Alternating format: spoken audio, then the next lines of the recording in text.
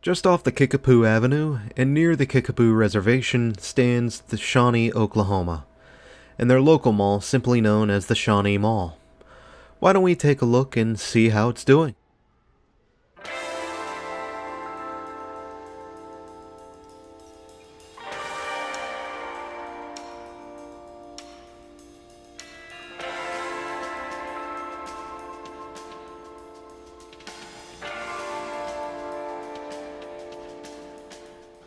A company by the name of Herring Realty would be the primary developer behind the mall. As Shawnee Mall entered its construction phase in 1988, they would announce Sears as an original anchor to accompany Walmart, JCPenney, and a rare original Dillard's. I specify rare because Dillard's was notorious for expanding through acquisitions and consumption of its own competition, rather than following the trajectory of building new stores. Sears, meanwhile, would relocate from their original 1928 store downtown in favor of the new mall location. And lo and behold, the projected March 1989 date would hold out true as the mall opened within schedule. The mall even boasted a movie theater.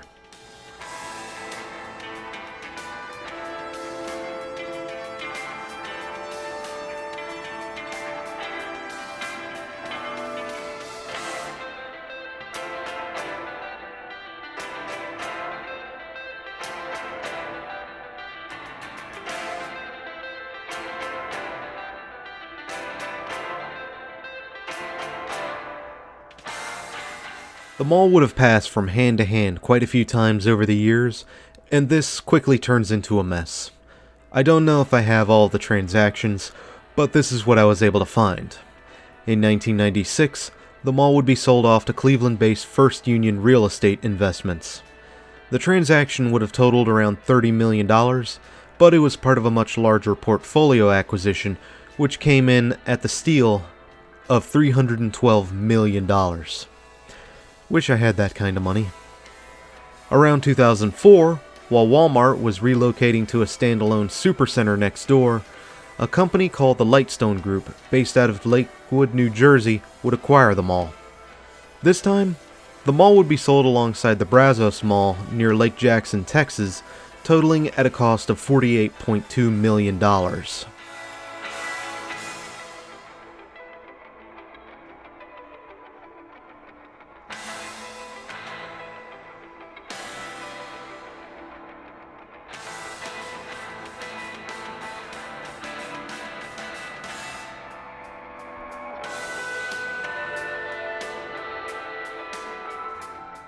While occupancy held strong at the time, and even saw the likes of Ross Dress for Less come into the picture, Lightstone would come under fire in 2010 as they failed to pay off part of a loan used to acquire both the Shawnee Mall and the Brazos Mall.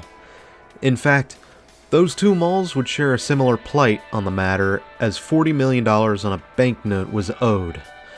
I was unable to find any more information regarding this issue, and in fact, the current owner isn't easy to find for this mall, and it's not listed on the mall's website. Maybe someone can do a little bit of digging in the comments.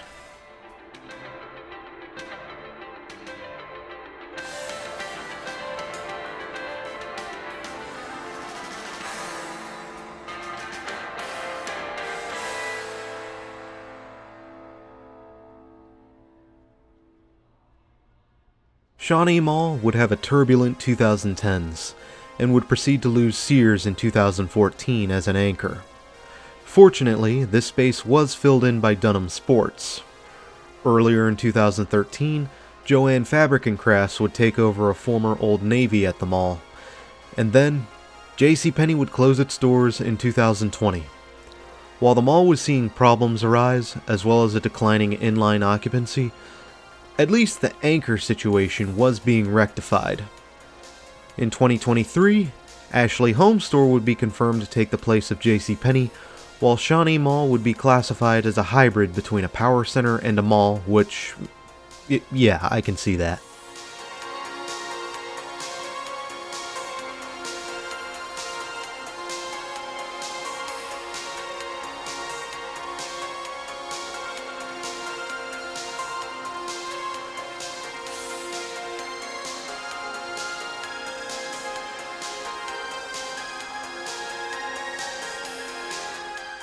Today, the mall does sit in a bit of a precarious situation. While the movie theater closed, it has reopened very recently in 2023 as Golden Ticket Cinemas. The interior also has a surprisingly decent number of inline tenants, though it could use more dining options. It also appears that the current owners plan to keep the mall going with no intention to close it just yet, at least as of the making of this video. After all, I don't really see much point in closing it for redevelopment just yet.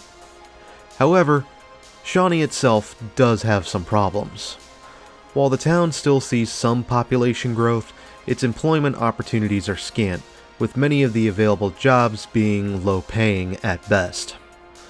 Property crime also hits the town quite hard. It's not terrible, but it should still be acknowledged as it stands roughly 80% above the national average. Additionally, being hit by a strong tornado in May 2013, and then again, twice, in early 2023, cannot be good for the town. However, life goes on for both the town and its mall, as it stands far enough away from Oklahoma City to cling to life a little bit longer.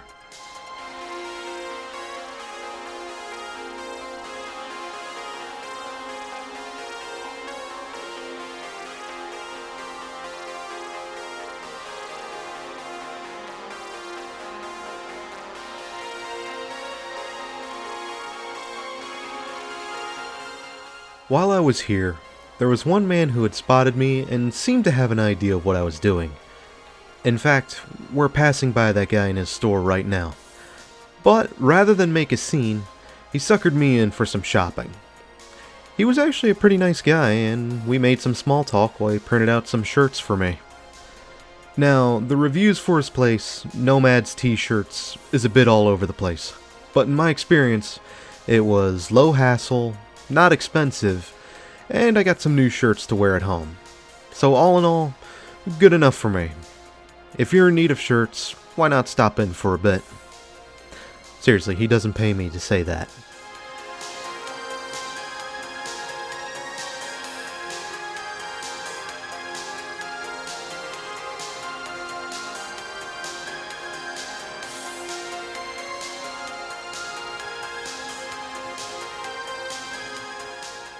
Now, we actually aren't here on the mall walker hour, but we are here on the opening hour on a Tuesday morning, so things are taking their sweet time to get off the ground. Beyond that, I do find the mall's design choices interesting. It's not my favorite mall for being the last of the 80s, but it's nothing I hate. It could use a lot more color, sure, which is where some of the planters come in, but it's at least inoffensive enough to leave me still enjoying life. And while it has a cheap home display fountain, it's still a fountain, which makes things just a little bit more appealing.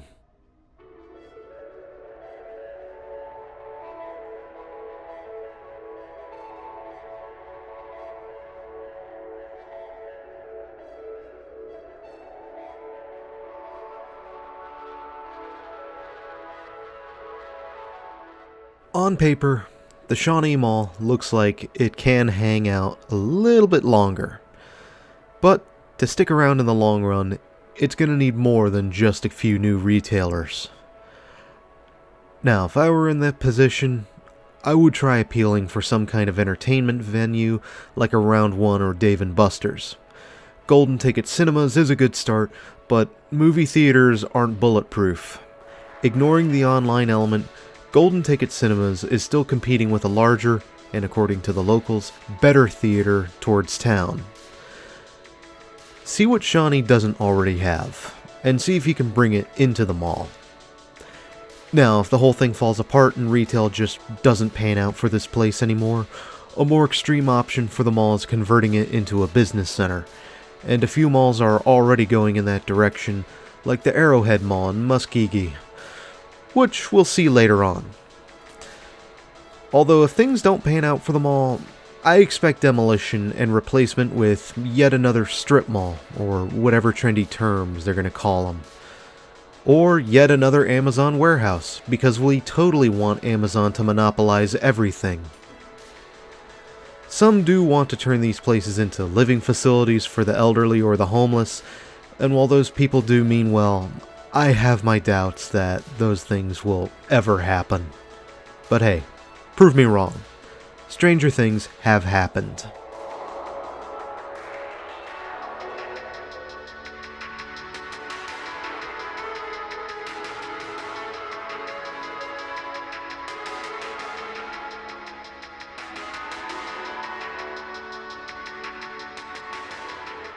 We are just about done touring the Shawnee Mall. Have any thoughts about this place you wish to share? Memories, even? Do share in the comments below as we get ready to hit the road.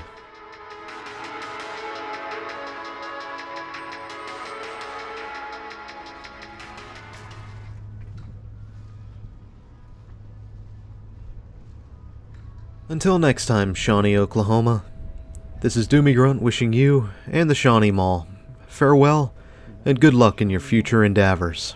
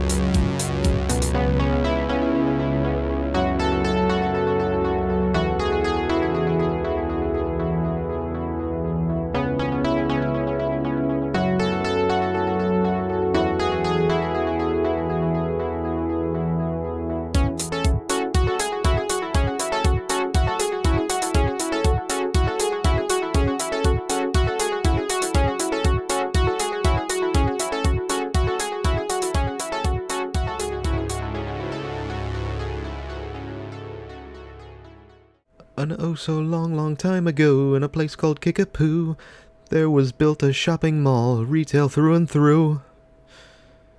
Yeah, that's a long way to go for a Tenacious D reference.